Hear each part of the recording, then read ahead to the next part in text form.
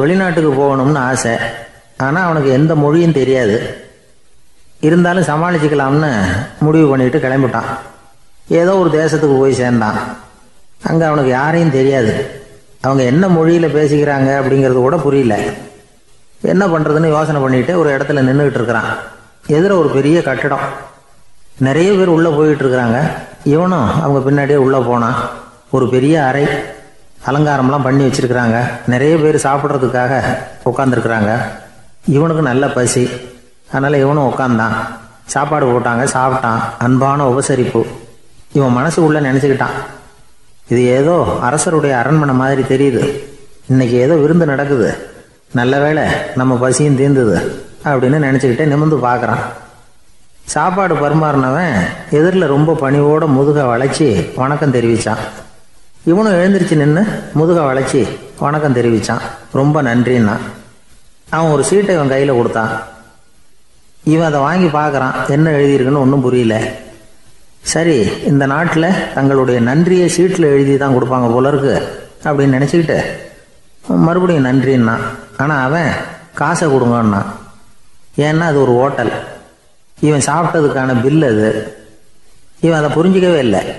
நன்றின்னு அந்த சீட்டில் எழுதி கொடுக்குறாங்க போல இருக்கு அப்படின்னு நினச்சிக்கிட்டு அதை வாங்கி சட்டை பையில் பத்திரமா வச்சுக்கிட்டு பரவாயில்லைங்க ரொம்ப மகிழ்ச்சின்னா.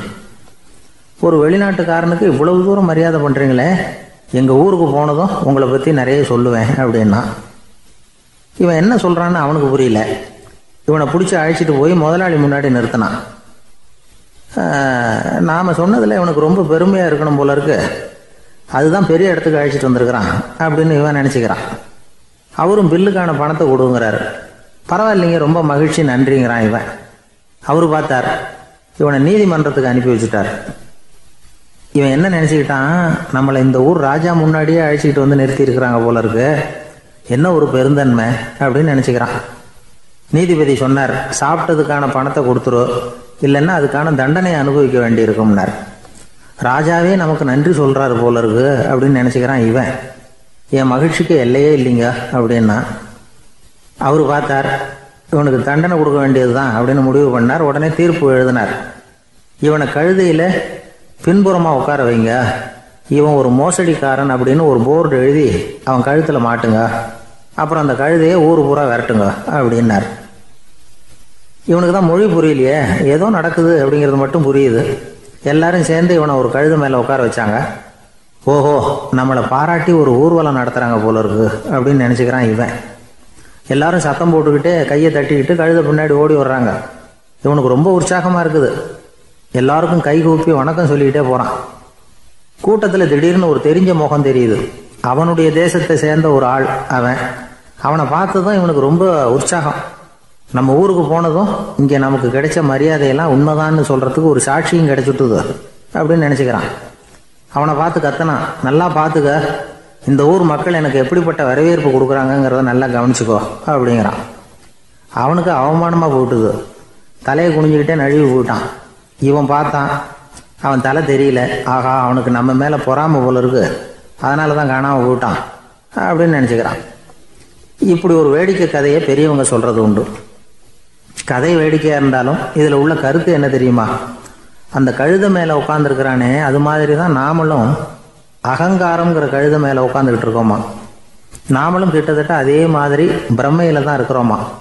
என்ன நடக்குதுங்கிறதே புரியறதில்ல. அகங்காரத்தில் பேசுகிறவனுக்கும் சித்த சுவாதீனம் இல்லாமல் பேசுகிறவனுக்கும் அதிக வித்தியாசம் இருக்கிறதில்ல. அது மாதிரி ஒருத்தன் தன்னுடைய வீட்டை சுற்றி சேற்றை வாரி அரைச்சிக்கிட்டு இருந்தானா. அந்த வழியாக வந்த ஒரு பெரியவர் அதை பார்த்துருக்கார். என்னப்பா பண்ணிகிட்டு இருக்கிற அப்படின்னு கேட்டாரான். கழுதைகளை விரட்டிக்கிட்டு இருக்கிறேன் அப்படின்னானா. இங்கே கழுதைகளே காணுமே அப்படின்னாரான் அவர். அதுதான் ஏற்கனவே விரட்டி விட்டனே அப்படின்னானா இவன். ஒரு ஊரில் ஒரு ராஜா இருந்தார். அவர் ஒரு நாள் காலையில் அரண்மனையில் மேல் மாடத்தில் வந்து நின்றுக்கிட்டு இருந்தார். அப்போ ஒரு ஆள் வீதியில் ரொம்ப வேகமாக ஓடிக்கிட்டு இருக்கான். அதை ராஜா கவனித்தார். அவன் மனசில் ஏதோ ஒரு தவிப்பு இருக்குங்கிறத புரிஞ்சுக்கிட்டார். உடனே அரண்மனை சேவகர்களை கூப்பிட்டார். அந்த ஆளை இங்கே அழைச்சிட்டு வாங்க அப்படின்னார். இவங்க ஓடி போய் அந்த ஆளை அழைச்சிட்டு வந்தாங்க. மன்னர் முன்னாடி நிறுத்தினாங்க. மன்னர் அவனை நிமிர்ந்து பார்த்தார். எதுக்காக இவ்வளோ வேகமாக ஓடிக்கிட்டு இருக்கிற அப்படின்னு கேட்டார். இதுக்கு அவன் சொன்னா, மன்னா, நம்ம கோட்டையின் வடக்கு வாசல் இருக்கு இல்லையா, அது ஓரமாக ஒரு பெரிய பாறாங்கல் கிடக்கு.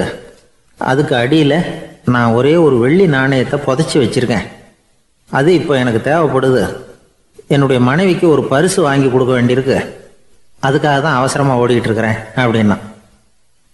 மன்னர் யோசனை பண்ணார். அப்புறம் சொன்னார், அதுக்காகவா இப்படி ஓடுற? பரவாயில்ல, அதை பற்றி கவலைப்படாத. நான் உனக்கு 10 வெள்ளி காசுகள் தர்றேன், வாங்கிட்டு திரும்பி போ அப்படின்னார். இவன் தலையை சொரிஞ்சான். மன்னா, நீங்கள் கொடுக்கறத ரொம்பவும் மகிழ்ச்சியோடு வாங்கிக்கிறேன். இருந்தாலும் அதுக்கப்புறம் அந்த வடக்கு வாசலுக்கு போய் அங்கே இருக்கிற ஒரு நாணயத்தையும் எடுத்துக்கிட்டு போயிடுறேனே அப்படின்னானா. இதை பாருப்பா, அந்த ஒரு நாணயத்தை மறந்துடு, உனக்கு 100 வெள்ளி நாணயங்கள் தரேன்னு இருக்கார். மன்னா, ரொம்ப மகிழ்ச்சி. உங்கள் மாதிரி தாராள குணம் வேற யாருக்கும் வராது. நீங்கள் கொடுக்குற 100 நாணயங்களையும் வாங்கிக்கிறேன். இருந்தாலும் வடக்கு வாசலுக்கு போய் அதையும் எடுத்துக்கிட்டா 101 ஆயிடுமே அப்படின்னானா. இதை பாருப்பா, அந்த ஒரு நாணயத்தை மறந்துடு, அது எக்கேடாவது கெட்டு போகட்டும். நான் உனக்கு 100 பொற்காசுகள் தரேன், அதையாவது வாங்கிட்டு வந்த வழியிலேயே திரும்பி போடுன்னாராம். தங்க நாணயங்களே தரேன்னு சொல்கிறீங்க, தாராளமாக வாங்கிக்கிறேன். இருந்தாலும் வடக்கு வாசலுக்கு போய் அப்படின்னு மறுபடியும் ஆரம்பித்தான். அரசர் பொறுமை இழந்துட்டார். கடைசியாக ஒரு முடிவுக்கு வந்துட்டார். இதை பாருப்பா, உனக்கு என்னுடைய ராஜ்யத்திலேயே பாதியை கொடுத்துட்றேன், அப்படியாவது திருப்தியாக திரும்பி போ அப்படின்னாராம். மன்னா, உங்களுடைய பெருந்தன்மைக்கு ஈடு இணையே கிடையாது. தேசத்திலேயே பாதி பிரித்து கொடுக்குறேன்னு சொல்கிறீங்க, அதனால் உங்ககிட்ட ஒரு சின்ன வேண்டுகோள் அப்படின்னானா. சொல்லுன்னாராம் மன்னர் ஆர்வமா. இவன் மெதுவாக ஆரம்பித்தான். அப்படி இந்த ராஜ்யத்தை 2ஆக பிரிக்கிறப்போ அந்த வடக்கு வாசல் இருக்கிற பக்கத்தை என்கிட்டயே கொடுத்துருங்கோ அப்படின்னானா. மன்னர் அசந்து போயிட்டார். இந்த கதை எதுக்காகன்னு கேட்டால், மனம்ங்கிறது ஒரு குரங்குங்கிறத புரிஞ்சுக்கிறதுக்காகத்தான். உன்னை பிடிச்சிக்கிட்டா லேசில் விடாது. அப்படிப்பட்ட மனசை அறிவு தான் வழி நடத்தணும். அதில் தான் வாழ்க்கையின் வெற்றி அடங்கியிருக்குது. ஒரு சின்ன பையன் தெருவில் அழுதுகிட்டு இருந்தான். ஏன்பா அழுவுறேன்னு ஒரு பெரியவர் கேட்டார். 1 ரூபா காசை இங்கே தொலைச்சுட்டேன் அப்படின்னா. சரி, அதுக்காக அழாத, அதுக்கு பதிலாக 10 ரூபா தரேன், இந்தா வச்சுக்கோன்னு கொடுத்தார். அந்த 10 ரூபாயை வாங்கி சட்டப்பையில் போட்டுக்கிட்டு அதை விட அதிகமாக சத்தம் போட்டு அழ ஆரம்பிச்சுட்டான். மறுபடியும் ஏன்டா அழறேன்னு கேட்டார் பெரியவர். அந்த 1 ரூபாயும் கிடைச்சிட்டுதுன்னா இப்போ என்கிட்ட 11 ரூபா இருக்குமே, இப்போ 10 ரூபா தானே இருக்கு அப்படின்னு சொல்லிவிட்டு அழறான். சங்கீத வித்வான்களில் பல வகை உண்டு. சில குறிப்பிட்ட ராகங்களை பாடுறதுல அவங்களுக்கு பெருமை வர்றது உண்டு. ஆனால் ஒருத்தர் இருந்தார், அவரால் ஒரு ராகத்துக்கே பெருமை வந்தது. அந்த ராகத்தை அவர் வாசித்து கேட்கணும் அப்படின்னு சொல்லுவாங்க. அது என்ன ராகம்னா தோடி ராகம். சரி, அந்த வித்வான் யாருன்னா அவர் தான் திருவாவடுதுறை ராஜரத்னம் பிள்ளை. பேராசிரியர் கல்கி ஒரு சமயம் தம்முடைய பத்திரிகையில் எழுதினாராம். அதை அப்படியே படிக்கிறேன் கேளுங்களேன். ஆகா, ஸ்ரீ ராஜரத்னம் பிள்ளையின் தோடி ஆலாபனையை முதலில் கேட்டபோது அவருடைய கற்பனையை விட்டு தள்ளுங்கள். நம்முடைய மனதில் என்னென்ன இன்பமயமான கற்பனைகள் எல்லாம் உதித்தன. குழந்தை தாயிடம் கொஞ்சம் குரலை கேட்டோம், அன்னை குழந்தையிடம் கொஞ்சம் குரலை கேட்டோம், ரதியும் மன்மதனும் பேசிக்கொண்ட காதல் மொழிகளை கேட்டோம், முருகன் சிவபெருமான் செவிகுளிர மொழிந்த உபதேசத்தை கேட்டோம், கலைமகள் கவிஞனுக்கு அருளிய ஆசி மொழிகளை கேட்டோம், நாரத முனிவருடைய தம்பூரா சுருதியை கேட்டோம், ராவணன் தன் எலும்பை ஒடித்து வீணையாகச் செய்து வாசித்த கானத்தை கேட்டோம், கானப்பறவைகளின் கலகல ஒலியை கேட்டோம், கோலக் குயில்களின் குரல் இனிமையை கேட்டோம். இப்படிலாம் பேராசிரியர் கல்கி விமர்சனம் எழுதியிருக்கிறார். திருவாவடுதுறை ராஜரத்னம் பிள்ளை அவர்களுடைய வாசிப்பை கேட்டுட்டு டி.என். ராஜரத்னம் பிள்ளை இறந்து போனார். அப்போ கவிஞர் கண்ணதாசன் எழுதினார், செவியனில் ஓடி எங்கள் சிந்தையில் ஓடி இந்த புவியெல்லாம் ஓடி நின்பார் பொங்கிய தோடி வேறிங்கு எவரிடம் போகும் ஐய இனி அதை காப்பார் யாவர் அவிந்தனின் சடலத்தோடே அவிந்தது தோடிதானும் அப்படின்னு எழுதினாராம். அந்த அளவுக்கு அவருடைய தோடியை ரசித்தவர்கள் உண்டு. அதே மாதிரி தோடின்னா என்னன்னு தெரியாமலே அவரை ரசித்தவங்களும் அந்த காலத்தில் உண்டு. அதாவது ஒரு பெரிய சபையில் இவர் வாசிச்சுக்கிட்டு இருக்கிறார். பாதியில் ஒரு பெரிய மனுஷன் உள்ளே வந்தார்.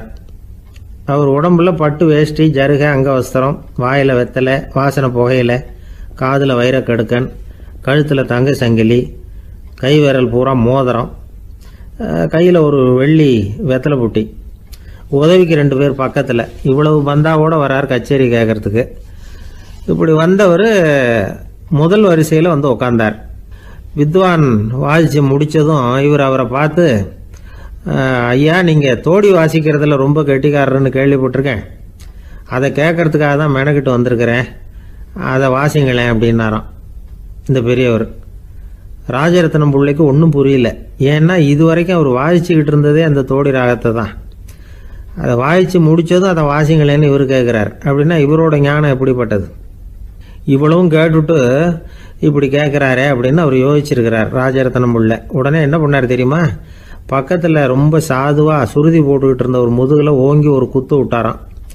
அவருக்கு ஒன்றும் புரியல, எதுக்கு நம்மளை அடிக்கிறார் இவர், நம்மளை குத்துறாரு வித்வான்னு.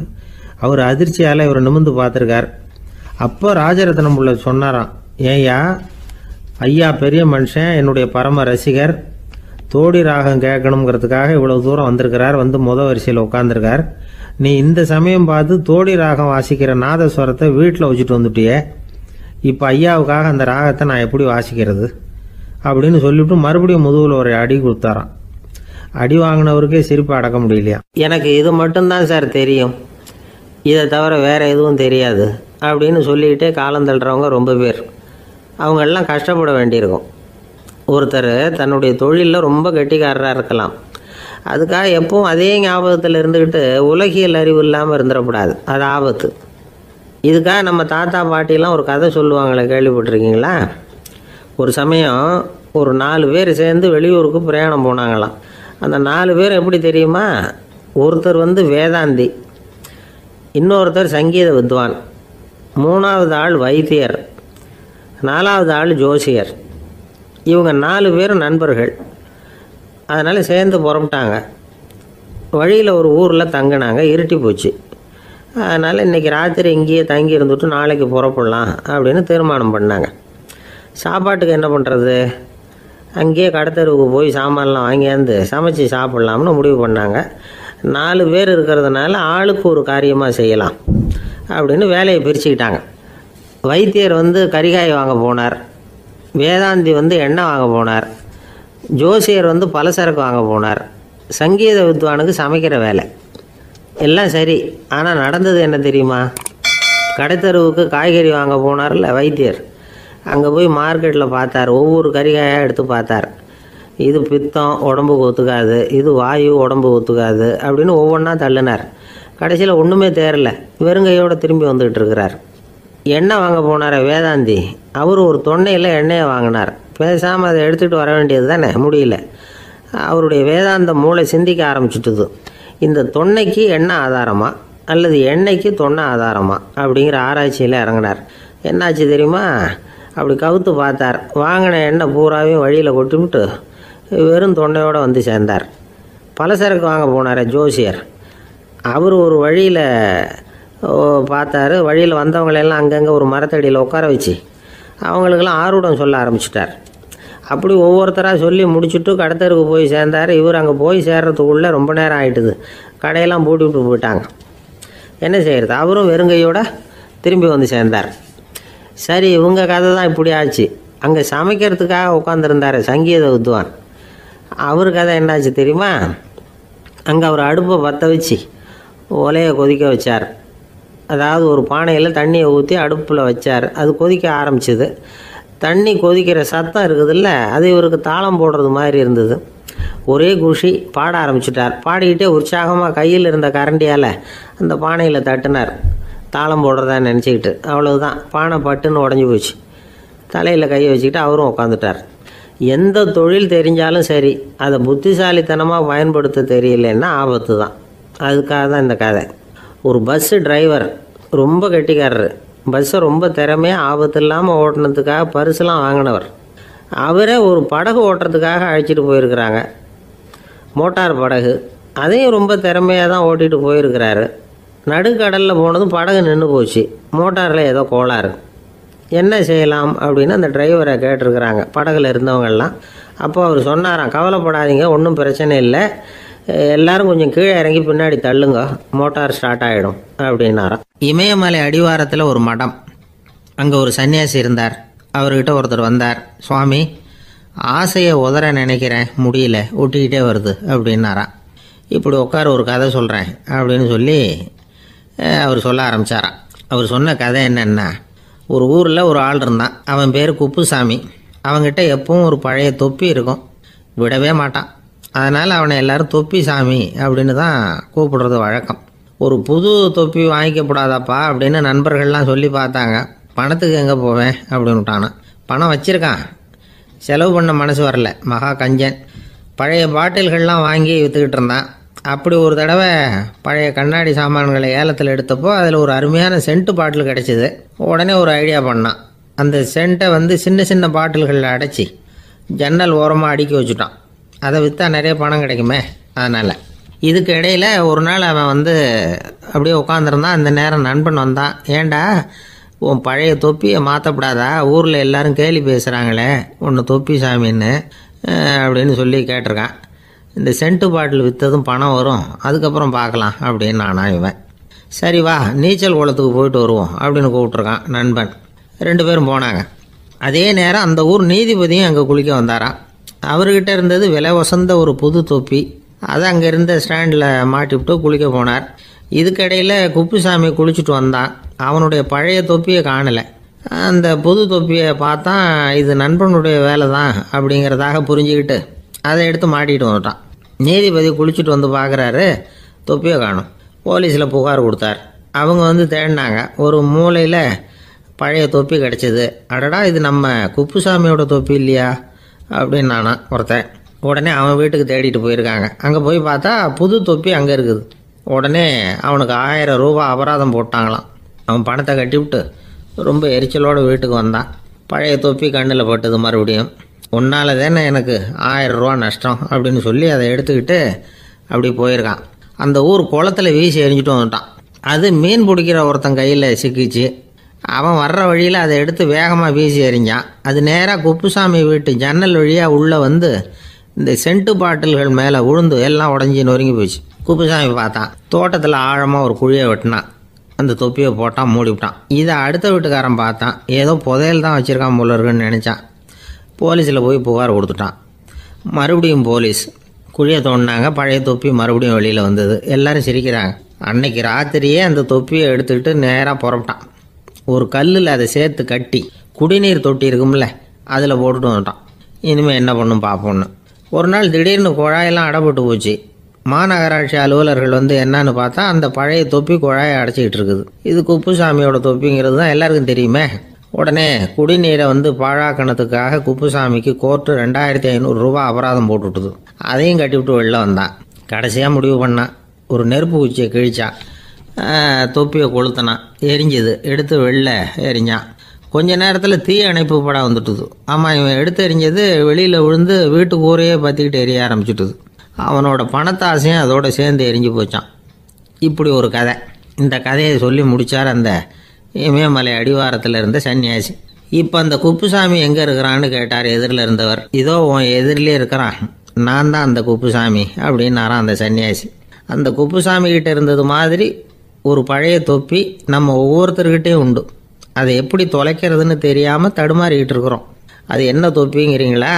அதுதான் நம்மை சூழ்ந்திருக்கிற மாயை அப்படிங்கிறார் சுவாமி சின்மயானந்தர்.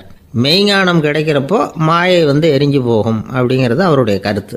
நம்மால் ஒருத்தர் வேகமாக ஓடி வந்தார். காலில் மாட்டியிருந்த பழைய செருப்பு 2 ஆவேசமாக தூக்கி ஒரு கிணத்துல போட்டுட்டு வெறுங்காலோடு நடந்து வந்துக்கிட்டு இருக்கிறார். ஏன் அப்படி பண்ணீங்க அப்படின்னு கேட்டோம். அந்த செருப்புக்கு சொந்தக்காரன் பின்னாடி வந்துக்கிட்டு இருக்கிறான், அதனால் அப்படி பண்ணேன் அப்படிங்கிறார் இவர். வாழ்க்கையில் சில சந்தர்ப்பங்களில் நாம் சில அவமானங்களை சந்திச்சே தீர வேண்டியிருக்கு. என்ன பண்ணுறது, காலம் அப்படி.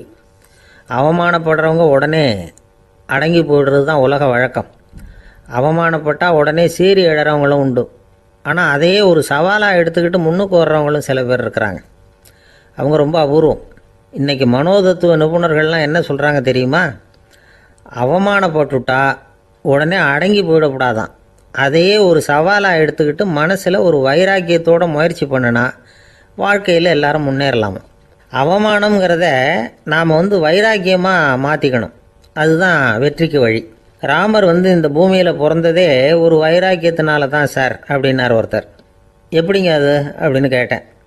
அவர் சொன்னார், தசரதருக்கு ராமர் குழந்தையாக பிறக்கணும், அப்போ தான் இங்கே இருக்கிற கஷ்டங்கள்லாம் நீங்கும் அப்படின்னு சர்வ லோகமும் எதிர்பார்த்துக்கிட்டு இருக்குது. ஆனால் அவர் எப்போ வந்து பிறப்பார் அப்படின்னு யாருக்கும் தெரியல.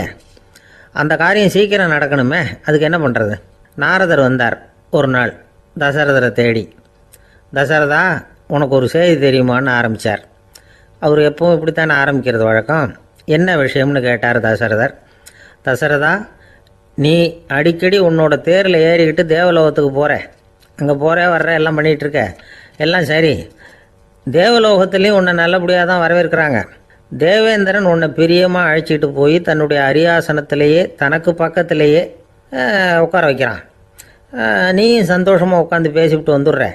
ஆனால் நீ இங்கே வந்ததுக்கு அப்புறம் அங்கே என்ன நடக்குது தெரியுமா உனக்கு அப்படின்னாரான் நாரதர். என்ன நடக்குது எனக்கு ஒன்றும் தெரியலையே அப்படின்னாரான் தசரதர். நாரதர்கிட்ட வந்து கிட்டத்தில் வந்து கேட்டிருக்கார், கொஞ்சம் சொல்லுங்கள் என்னது அப்படின்னு. அவர் நெருங்கி வந்தாரான் நாரதரும். மெதுவாக அவர் காதோட காதாக சொன்னாராம். அதாவது நம்ம பாஷையில் சொல்லப்போனால் பற்ற வைக்கிறார். நீ அங்கே தேவேந்திரங்கிட்ட உட்காந்து பேசிவிட்டு வந்த பிறகு நீ அங்கே உட்காந்துருந்த அரியாசனத்தை தண்ணி ஊற்றி கழுவி சுத்தப்படுத்துகிறாங்க. நீ என்ன அந்த அளவுக்கு சுத்தம் இல்லாத ஆளா? தினம் குளிக்காமையாக இருக்கிற அப்படின்னாராம். தசரதருக்கு இது ரொம்ப அவமானமாக போயிட்டுது. அப்படியே செய்கிறாங்க அப்படின்னாராம். ஆமாம், நீ வேணும்னா நான் சொல்கிறது உண்மையாக இல்லையா அப்படின்னு சோதனை பண்ணி பார்த்துக்கோ அப்படின்னாரான் நாரதர். உடனே தசரதர் இதுக்காகவே புறப்பட்டு தேவலோகம் போனார்.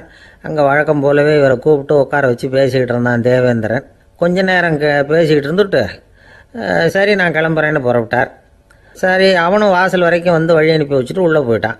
தசரதர் வெளியில் கொஞ்ச நேரம் மறைஞ்சி இருந்துட்டு மெதுவாக உள்ளே எட்டி பார்த்தார் என்ன நடக்குதுன்னு. நாரதர் சொன்னது உண்மைதான்.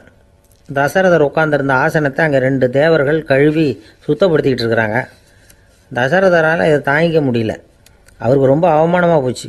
நேராக கிடுகிடுன்னு தேவேந்திரங்கிட்டே போனார். நான் உட்காந்துருந்த இருக்கையே சுத்தம் பண்ணுறியே, நான் என்ன அந்த அளவுக்கு பாவியா அப்படின்னு கேட்டார். ரொம்ப கோபமாக கேட்டார். தசரதரே, மனுஷனுக்கு 3 கடன்கள் உண்டு. தேவ கடன், ரிஷி கடன், பித்ரு கடன். இதை தீர்க்காதவன் பாவியாகிறான். இதில் மகனை பெறுவதால் தான் பித்ரு கடன் தீரும். உனக்கு மகன் கிடையாது, அதனால் நீ பாவி ஆகிற.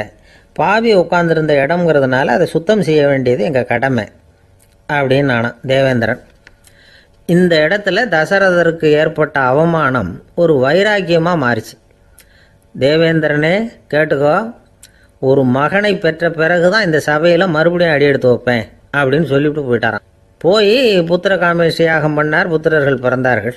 இந்த கதையில் உள்ள கருத்து என்னென்னா, தேவேந்திரன் தசரதரை அப்படி அவமானப்படுத்தலைன்னா அவருக்கு இப்படி ஒரு வைராக்கியம் பிறந்திருக்குமா? யோசிச்சு பார்க்கணும். நமக்கு ஏற்படுகிற சில அவமானங்களையும் வைராக்கியமாக மாற்றிக்குவோம். அப்படி மாற்றிக்கிட்டோம்னா வாழ்க்கையில் வந்து முன்னேறலாம். நம்ம ஆளுங்க சில பேர் அவமானத்தை வந்து வைராக்கியமாக மாற்றிக்கிறது எப்படி தெரியுமா? நம்மக்கிட்ட ஒரு பையன் சொன்னான், எங்கள் அப்பா என்னை எல்லாருக்கும் முன்னாடி வச்சு திட்டிவிட்டார், பொறுப்பு இல்லாமல் ஊர் சுற்றுறேன்னு சொல்லி அவமானப்படுத்தி விட்டார். இனிமேல் நீ என் முகத்திலேயே முழிக்காதரா போடான்னு வேற சொல்லிவிட்டார். எனக்கு ரோஷம் வந்துட்டுது. அந்த அவமானத்தை வைராக்கியமாக மாற்றிக்கிட்டேன். அன்னையிலேருந்து அவர் முகத்திலேயே முழிக்கிறது இல்லை அப்படின்னா. அப்படியான்னு கேட்டோம். ஆமாங்க, அவர் வீட்டில் இல்லாத நேரமாக பார்த்து உள்ளே சமையல் கட்டுக்கு போய் சாப்பிட்டுட்டு நைஸாக வெளியில் வந்துடுவேன் அப்படிங்கிறான் அவன். ஒரு கடைக்கு போனேன், 5 ரூபா பணத்தை எடுத்து கொடுத்தேன். ஒரு தினசரி பத்திரிக்கையை கேட்டேன். அவர் உடனே அங்கே அடுக்கி வச்சுருந்த பத்திரிகையில் ஒன்று எடுத்து என் கையில் கொடுத்தார். வாங்கிக்கிட்டேன். மீதி பணத்தை எடுத்தார். அதையும் என் கையில் கொடுக்கணும்ல, கொடுக்கல. எதிரில் இருந்த பலகையில் வச்சு எடுத்துக்க சொன்னார். எப்பவும் அவர் அப்படி தான் பண்ணுவார். நானும் எடுத்துக்கிட்டு வந்துடுவேன். இவர் ஏன் இப்படி பண்ணுறாருங்கிறது எனக்கு ரொம்ப நாளாக ஒரு சந்தேகம். ஒரு நாள் அவர்கிட்டயே இதை கேட்டுவிட்டேன். ஏங்க, நீங்கள் உங்கள் கடைக்கு வந்து பொருள்கள் வாங்குறவங்களுக்கு நீங்கள் பாக்கி சில்லறையை கொடுக்குறப்போ பலகையில் வச்சு விட்றீங்க, கையில் கொடுக்க மாட்டேங்கிறீங்களே, ஏன் அப்படின்னு கேட்டேன். காசை கையில் கொடுத்தா நம்மக்கிட்ட இருக்கிற லட்சுமி போயிடுவா சார் அப்படின்னார். அதாவது பணம் செலவாயிடும் அப்படின்னு அர்த்தமா. இன்னொரு நண்பர், அவர் ஒரு நாள் வழக்கத்துக்கு மாறாக ரொம்ப சோகமாக உட்காந்துருக்கிறார். ஏங்க என்னாச்சு, ஏன் இப்படி கப்பலே கவிழ்ந்தது மாதிரி உட்காந்துருக்குறீங்க அப்படின்னு கேட்டேன். கப்பலே கவிழ்ந்திருந்தா கூட நான் இப்படி கவலைப்பட மாட்டேன் சார், வேற ஒன்று நடந்து போச்சுன்னார். என்னன்னு கேட்டேன். என் உச்சந்தலையில் பல்லி ஒன்று விழுந்துட்டுதுன்னார். அதுக்காகவா இப்படி அப்படின்னு ஆச்சரியப்பட்டேன். ஆமாங்க, பல்லி உச்சந்தலையில் விழுந்தால் பலன் என்னன்னு பஞ்சாங்கத்தில் பார்த்தேன், மரணம்னு போட்டிருக்கு அப்படின்னு சொல்லிவிட்டு அவர் தொடர்ந்து கவலைப்பட ஆரம்பிச்சிட்டார். இப்படியும் ஒருத்தர். என் கூட வேலை பார்க்குற ஒருத்தர் எப்படி தெரியுமா, தினமும் வலது காலை வச்சு தான் ஆஃபீஸுக்கு உள்ளே நுழைவார். என்னைக்காவது தவறுதலாக இடது காலை வச்சு உள்ளே வந்துட்டார்னா அன்னைக்கு பூரா மனசு சங்கடப்படுவார். எந்த வேலையும் சரியாக ஓடாது. கேரம் போர்டு ஆடுற ஒருத்தர் எப்போ ஆட உட்காந்தாலும் ஸ்ட்ரைக்கரை கை தவறி கீழே விழுற மாதிரி பண்ணி அதுக்கப்புறம் அதை எடுத்துக்கிட்டு ஆட உட்காருவார். ஏன்னா எப்போ ஒரு தடவை நிஜமாகவே அது கை தவறி கீழே விழுந்திருக்குது. அன்னைக்கு பிரமாதமாக ஜெயிச்சுட்டார். உடனே ஒரு முடிவுக்கு வந்துட்டார், கை தவறுனா லாபம் அப்படின்னு. அதுக்கப்புறம் அதையே பழக்கமாக்கிக்கிட்டார். பூனை குறுக்க போனால் சகனம் சரியில்லைன்னு நினைக்கிறவங்க உண்டு. ஆனால் ஒருத்தர் எப்படி தெரியுமா, அவர் வெளியில் கிளம்புற சமயம் பக்கத்து வீட்டு ரேடியோவில் மியாவ் மியாவ் பூனை குட்டின்னு பாட்டு சத்தம் கேட்டால் கூட போதும், சகனம் சரியில்லைன்னு பிரயாணத்தை கேன்சல் பண்ணிவிடுவார். இப்போ இவ்வளவும் எதுக்கு சொல்கிறோம்னா, அளவுக்கு மீறின சகுன நம்பிக்கைகள் இருக்கு பாருங்க, இதோட பயமும் சேர்ந்துக்கிட்டதுன்னு வச்சுக்கோங்க, இது ஒருத்தருடைய மனநிலையை பாதிச்சிடும். இது உளவியல் நிபுணர்கள் சொல்கிற கருத்து. வாழ்க்கையே தடுமாற வச்சிரும். பாதுகாப்பு இல்லாத உணர்வு, ஒரு விதமான டிப்ரெஷன் மனநிலை, இதெல்லாம் தான் இதுக்கு காரணமாக அமையலாம். சில பேர் காய்கறி நறுக்க கத்தியை கையில் எடுத்தால் கூட நேரம் சரியாக இருக்கா அப்படின்னு பார்த்துட்டு தான் வேலையை ஆரம்பிக்கிறது வழக்கம். அறிவு தான் மனசுக்கு வாத்தியாராக இருக்கணும். அப்போ தான் வாழ்க்கை நிம்மதியாக இருக்கும். அறிவு மனசு சொல்கிறபடியெல்லாம் கேட்க ஆரம்பிச்சுட்டுதுன்னா இடைஞ்சல் தான். ஒருத்தருக்கு 7ஆம் நம்பர் தான் ராசியான நம்பராம். 7ஆம் தேதி தான் எந்த காரியத்தையும் ஆரம்பிப்பாராம். 7 எழுத்து வர்றது மாதிரி பேரை மாற்றி வச்சுக்கிட்டார். 7 மணிக்கு தான் தினமும் எழுந்திருப்பார். 7ஆம் நம்பர் வீட்டில் தான் குடியிருக்கார். கல்யாணம் கூட 7ஆம் தேதி தான் பண்ணிக்கிட்டார். அவர் ஒரு நாள் குதிரை பந்தயத்துக்கு போனாராம். குதிரையோட பேரையெல்லாம் பார்த்தார். ஒரு குதிரையோட பேர் 7 எழுத்தில் அமைஞ்சிருந்தது. 7 தானே இவருக்கு அதிர்ஷ்ட நம்பர். அதனால் உடனே அது பேரில் பணத்தை கட்டினார். பந்தயம் நடந்தது. என்ன சார் ஆச்சுன்னு கேட்டாங்க. நான் பணம் கட்டின அந்த என்னோட குதிரை 7ஆவதாக சேர்ந்தது சார் அப்படின்னாராம் சோகமாக. ஒரு ஊரில் ஒரு ராஜா இருந்தார். அவர் ஒரு பூனை வளர்த்தார். ரொம்ப செல்லமாக அவர் அந்த பூனையை வளர்த்தார். அவர் என்ன பண்ணுவார் தெரியுமா, இரவு நேரத்தில் அந்த பூனையோட தலையில் ஒரு விளக்கை வச்சுருவார். அந்த பூனை ரொம்ப ஜாக்கிரதையாக அந்த விளக்கு கீழே விழுந்துடாமல் பார்த்துக்கும். தலையை ஆட்டாமல் ரொம்ப நிதானமாக ராஜா பின்னாடி நடந்து போய்கிட்டே இருக்கும்.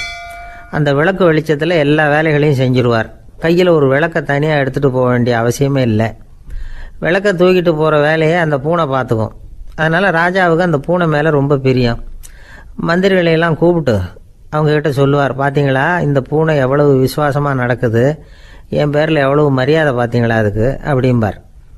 இதை கேட்டுவிட்டு அங்கேருந்து அமைச்சர்களில் ஒருத்தர் சொன்னார், மன்னா நீங்கள் சொல்கிறது சரிதான், இருந்தாலும் இந்த பூனையோட விசுவாசத்தை நாம் கொஞ்சம் சோதித்து பார்க்க வேண்டியிருக்கு அப்படின்னாராம். சரி, உங்கள் ஆசையை ஏன் கெடுக்கணும், நல்லா சோதிச்சு பாருங்கள் அப்படின்னு சொல்லிவிட்டார் ராஜா. உடனே அந்த அமைச்சர் என்ன பண்ணார் தெரியுமா, எங்கேயோ புறப்பட்டு போனார். ஒரு 5-6 எலிகளை பிடிச்சிட்டு வந்தார். அரண்மனையில் ராஜா ஏதோ வேலை பார்த்துக்கிட்டு இருக்கிறாரு. பக்கத்தில் அந்த பூனை ரொம்ப பணிவாக நின்றுக்கிட்டு இருக்குது. அது தலையில் விளக்கு எரிஞ்சிக்கிட்டு இருக்கு. அமைச்சர் தான் பிடிச்சிட்டு வந்த எலிகளை அந்த பூனை பார்வையில் படுறது மாதிரி எதிரில் விட்டார். அந்த எலிகள்லாம் அங்கேயும் இங்கேயும் ஓட ஆரம்பிச்சுது. அதை பார்த்தது பூனை. அவ்வளவுதான். தலையில் இருக்கிற விளக்கை பற்றியும் கவலைப்படலை, ராஜாவை பற்றியும் கவலைப்படலை. ஒரே பாய்ச்சலாக பாஞ்சு எலிகளை துரத்த ஆரம்பிச்சுட்டுது. தலையில் இருந்த விளக்கு எங்கேயோ போய் விழுந்தது, அணைஞ்சு போச்சு. இருட்டில் ராஜா தடுமாற ஆரம்பிச்சுட்டார். இந்த சமயத்தில் அந்த அமைச்சர் மறுபடியும் விளக்கை ஏற்றினார். வெளிச்சம் வந்தது. அதுக்கப்புறம் அந்த அமைச்சர் பேசினார், அரசே, பூனையோட விசுவாசத்தை பார்த்தீங்களா, எலி அது கண்ணில் படுற வரைக்கும் தான் விசுவாசமாக இருந்தது. அது மாதிரி எலியை பார்த்ததும் எல்லாத்தையும் விட்டுட்டு அதை துரத்த ஆரம்பிச்சுட்டு பார்த்தீங்களா. தான் அந்த பூனையை பற்றி நினச்சது தப்புங்கிறது அதுக்கப்புறம் தான் அந்த ராஜாவுக்கு புரிஞ்சுதான். சரி, இப்போ எதுக்கு இந்த கதையெல்லாம் அப்படிங்கிறீங்களா, இந்த பூனை மாதிரி தான் நம்ம மனசும். மனசை எவ்வளவு தான் பயிற்சி கொடுத்து பக்குவமாக வச்சுருந்தாலும் பார்க்குறதுக்கு பரமசாது மாதிரி தான் இருக்கும். பார்க்க வேண்டியதை பார்த்துட்டுதுன்னா பாஞ்சிரும். இந்த பூனை மாதிரி புலன் இன்ப பொருள்கள் கிட்டாத வரைக்கும் மனம் அடங்கி இருக்கிறது மாதிரி தான் தெரியும். கொஞ்சம் வாய்ப்பு கிடைச்சாலும் அது குதிக்க ஆரம்பிச்சிடும், தப்பு பண்ண ஆரம்பிச்சிடும். பெரிய பெரிய முனிவர்கள் வாழ்க்கையில் நடந்த வீழ்ச்சி இதை தான் நிரூபிக்குது. புலன்களின் ஆற்றல் அதிகம். அதனால் மனக்கட்டுப்பாடு பயிற்சிகளில் ரொம்ப எச்சரிக்கையாக இருக்கணுங்கிறார் சுவாமி சிவானந்தர். மது பழக்கத்தையே விட்டுவிட்டேன்னு உறுதியாக இருப்பான். கடை கண்ணில் பட்டுவிட்டதுன்னா கால் அவனை கேட்காமலே இழுத்துக்கிட்டு உள்ளே போயிடும். இதுதான் மனசுங்கிறது. அதுதான் அந்த ராஜா வளர்த்த பூனை. நம்மால் ஒருத்தன் அந்த ராஜா பூனை தலையில் விளக்க வச்சது மாதிரி இவன் தன்னுடைய தலையிலேயே ஒரு விளக்கை ஏற்றி வச்சுக்கிட்டு என்னத்தையோ தேட ஆரம்பித்தான். தேடிக்கிட்டு இருக்கிறான். தலையை ஆட்டாமல் நிதானமாக நடந்து ரொம்ப நேரமாக தேடிட்டு இருக்கிறான். அந்த சமயம் அங்கே வந்த ஒருத்தர் என்னத்தை தேடுறீங்கன்னு கேட்டார். அதுதான் மறந்து போச்சு அப்படின்னு இழுத்தான். சரி, கொஞ்சம் இப்படி உட்காருங்க, ஞாபகம் வந்ததும் தேட ஆரம்பிக்கலாம் அப்படின்னார் அவர். இவன் கொஞ்ச நேரம் உட்காந்து யோசித்தான். அப்புறம் திடீர்னு எழுந்திரிச்சான். ஞாபகம் வந்துட்டுதுன்னா. என்னன்னு கேட்டார். எங்கள் வீட்டில் இருந்த விளக்கை எங்கே வச்சேன்னு தெரியல, அதை தான் தேடிக்கிட்டு இருக்கிறேன், ஏற்றி வைக்கலாம்னு பார்க்குறேன் அப்படின்னா. இந்த உலகத்தில் நாம் நல்லபடியாக இருக்கணும்னா அதுக்கு முக்கியமாக தேவைப்படுறது ரெண்டு. ஒன்று செல்வம், இன்னொன்று அறிவு. சரி, இது ரெண்டில் சிறந்தது எது அப்படின்னு ஒரு கேள்வி கேட்டால் என்ன பதில் சொல்கிறது? இதே கேள்வியை ஹஸ்ரத் அலி அவர்கள்கிட்ட கேட்டாங்களாம். அவர் ஒரு பெரிய அறிஞர். கேள்வி கேட்டவங்களும் சாதாரண ஆட்கள் இல்லை, இவங்களும் அறிஞர்கள். ஒரு நாள் ஹஸ்ரத் அலி அவர்கள்கிட்ட 10 அறிஞர்கள் வந்தாங்களாம். ஐயா, நாங்கள் 10 பேரும் உங்ககிட்ட ஒரே கேள்வியை தான் கேட்க வந்திருக்கிறோம், ஆனால் எங்கள் 10 பேருக்கும் நீங்கள் தனித்தனியாக பதில் சொல்ல முடியுமா அப்படின்னு கேட்டிருக்காங்க. அதாவது அவங்க ஒரே கேள்விக்கு இவர்கிட்ட இருந்து 10 விதமான பதில் எதிர்பார்க்குறாங்க. சரி கேளுங்க, என்ன கேள்வி அப்படின்னார் அவர். அப்போ தான் அவங்க கேட்டாங்களாம், செல்வம் அறிவு இது ரெண்டில் சிறந்தது எது? இதுதான் கேள்வி. ஹஸ்ரத் அலி என்ன பண்ணார் தெரியுமா? அவங்கள ஒவ்வொருத்தராக கூப்பிட்டார். ஒவ்வொரு விதமான பதிலை சொல்லி அனுப்புனார். முதல்ல ஒருத்தரை கூப்பிட்டார். சொன்னார், அறிவுங்கிறது தீர்க்கதரிசிகள், ஞானிகள், மகான்கள் இவங்களோட பரம்பரை சொத்து. ஆனால் செல்வம்ங்கிறது கொடுங்கோலரின் ஆயுதம். அதனால் அறிவு தான் சிறந்தது அப்படின்னார். ரெண்டாவது ஆளை கூப்பிட்டார். உங்ககிட்ட செல்வம் இருந்தால் நீங்கள் தான் அதை காப்பாற்றணும், ஆனால் அறிவு உங்களை எப்பவும் காப்பாற்றும். ஆகவே அறிவு தான் சிறந்தது அப்படின்னார். மூணாவது ஆளை கூப்பிட்டார். செல்வந்தனுக்கு எப்போதும் விரோதிகள் அதிகம், ஆனால் அறிஞனுக்கு நண்பர்கள் அதிகம். அதனால் அறிவு தான் சிறந்ததுன்னார். அடுத்தவரை கூப்பிட்டார். செல்வம் அடுத்தவங்களுக்கு கொடுக்க கொடுக்க குறையும், ஆனால் கல்விங்கிறது அதிகரிச்சுக்கிட்டே வரும், கொடுக்கறதுனால குறையாது. அதனால் அறிவு தான் சிறந்ததுன்னார். இன்னொருத்தரை கூப்பிட்டார். அறிவுள்ளவன் எப்பவும் அதை அடுத்தவங்களுக்கு வாரி வழங்கிக்கிட்டே இருப்பான். அதனால் அவங்ககிட்ட தாராளத்தன்மை இருக்கும், ஆனால் செல்வந்தன்கிட்ட கஞ்சத்தனம் தான் இருக்கும். அதனால் அறிவு தான் சிறந்ததுன்னார். ஆறாவது நபரை கூப்பிட்டார். செல்வத்தை கள்வர்கள் திருடிட்டு போக முடியும், ஆனால் அறிவை அப்படி திருடிட்டு போக முடியாது அப்படின்னார். ஏழாவது நபரை கூப்பிட்டார். செல்வம் கால ஓட்டத்தில் அழிஞ்சிரும், ஆனால் அறிவை கால ஓட்டம் ஒன்றும் பண்ண முடியாது. ஆகவே அறிவே சிறந்ததுன்னார். எட்டாவது ஆளை கூப்பிட்டு சொன்னார், செல்வத்துக்கு எப்பவும் எல்லை உண்டு, நிறை உண்டு, அளவு உண்டு, கணக்கு உண்டு. ஆனால் அறிவுக்கு அப்படிப்பட்ட எல்லை எதுவும் கிடையாது. அதனால் அதுதான் சிறந்ததுன்னார். அடுத்தவனை கூப்பிட்டார். செல்வம் உள்ளத்தில் உள்ள ஒளியை போக்கிவிடும், இருட்டை உண்டாக்கிவிடும், விரிந்த மனப்பான்மையை குறுகலாக்கிவிடும். ஆனால் அறிவு அப்படி இல்லை, இருண்ட உள்ளத்தில் ஒளியை பாய்ச்சி அதை விசாலப்படுத்துது. அதுதான் சிறந்ததுன்னார். கடைசியாக 10வது நபரை கூப்பிட்டார். செல்வம் மனசில் செருக்கை உண்டாக்குது, ஆணவத்தை ஏற்படுத்துது. அதனால் நானே கடவுள்னு நினைக்கிற அளவுக்கு மனுஷனை தாழ்த்தி விடுது. ஆனால் அறிவு பணிவையும் பண்பாட்டையும் வளர்க்குது. அதனால் அறிவு தான் சிறந்ததுன்னார். ஆக இப்படி 10 பேருக்கும் 10 விதமாக பதில் சொன்னது மூலமாக ஹஸ்ரத் அலி அவர்கள் அறிவு தான் செல்வத்தை விட சிறந்தது அப்படிங்கிறதுக்கு 10 காரணங்களை சுட்டி காட்டியிருக்கார். அந்த அறிஞர் 10 பேர் கேட்ட ஒரே கேள்விக்கு 10 பதில் சொன்னார். நமக்கு வேண்டிய ஒருத்தர் 10 பேர் கேட்ட கேள்விக்கு ஒரே பதில் சொல்லி சமாளித்தார். கேள்வி என்ன தெரியுமா? என்கிட்ட வாங்கின கடனை எப்போயா திருப்பி கொடுக்க போகிற? இதுதான் அந்த 10 பேரும் கேட்ட ஒரே கேள்வி. இந்த மாதம் 26ஆம் தேதி தந்துடுறேன் அப்படிங்கிற ஒரே பதில் சொல்லி அவ்வளவு பேரையும் இவர் அனுப்பி வச்சுட்டாராம். எல்லாரும் போனதுக்கப்புறம் இவரை தனியாக கூப்பிட்டு கேட்டிருக்கிறாங்க. அது என்ன சார் கணக்கு, 26ஆம் தேதி அன்னைக்கு என்ன அதிசயம் நடக்க போகுது அப்படின்னு கேட்டிருக்காங்க. அதிசயம் அன்னைக்கு இல்லை, அதுக்கு நாளே நடக்க போகுதுன்னாராம். விவரமாக சொல்லுங்கன்னு இருக்காங்க. வேற ஒன்றும் இல்லைங்க, 26ஆம் தேதி தானே எல்லாரையும் வர சொல்லியிருக்கிறேன், அதுக்கு நாளே நான் புறப்பட்டு தலைமறைவாயிட போகிறேன் அப்படின்னாராம் ரொம்ப பெருமையாக. ஒரு ஊரில் ஒரு ராஜா இருந்தார். அந்த ராஜாவுக்கு ஒரு மந்திரி. ராஜா ரொம்ப நியாயமானவர், நேர்மையானவர், கண்டிப்பானவர். தப்பு செய்கிறது யாராக இருந்தாலும் தண்டனை கொடுப்பார். வேண்டியவங்களுக்கு ஒரு நியாயம், வேண்டாதவங்களுக்கு ஒரு நியாயங்கிறதெல்லாம் அவர்கிட்ட கிடையாது. ஒரு சமயம் அரசவையில் அந்த அமைச்சரே விதிமுறைகளுக்கு புறம்பா ஏதோ நடந்துகிட்டு இருக்கார். மன்னருக்கு கோபம் வந்துட்டுது. உடனே அந்த அமைச்சரை கிட்டத்தில் கூப்பிட்டு அவர் கன்னத்தில் ஓங்கி ஒரு அறை கொடுத்துட்டாராம். உடனே அந்த அமைச்சர் என்ன பண்ணார் தெரியுமா? நேராக போனார். அங்கே நின்றுக்கிட்டு இருந்த இன்னொருத்தர் கன்னத்தில் ஓங்கி அரைஞ்சார். அறை வாங்கினவர் திகைச்சு போயிட்டார். இவர் ஏன் நம்மளை வந்து அரைகிறார் அப்படின்னு யோசனை பண்ணார். மன்னரும் திகைச்சு போயிட்டார். நாம இவரை அரைஞ்சா அதுக்காக இவரு போய் இன்னொருத்தரை அரையணுமா அப்படின்னு யோசனை பண்ணார். இவருக்கு என்ன பைத்தியமானு கூட நினைக்க ஆரம்பிச்சுட்டார். ஆனால் என்ன ஆச்சுன்னா, அப்புறம் அமைச்சர் அவர் கவனிச்சுக்கிட்டு இருந்தாரா, அவர் இன்னொருத்தர் அரைஞ்சார் இல்லையா, அந்த அறை வாங்கின ஆசாமியை பார்த்து கத்திக்கிட்டு இருந்தார். யார்? அமைச்சர்.